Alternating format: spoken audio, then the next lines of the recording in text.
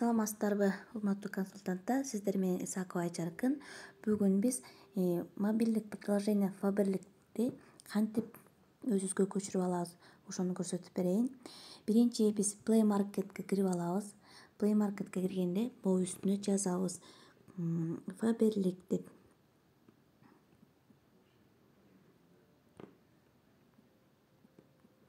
Faberlic Кыргызстан мен жүктөгөндүктөн мындай белги бар экен. Мынакей биз кирип алдык.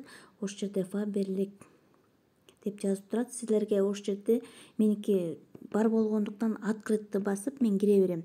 А сиздерге болсо установить деп чыгат. Ошону басасыңар дагы, анан регистрация кылып, мобилдик приложенияны колдоно берсеңиздер болот.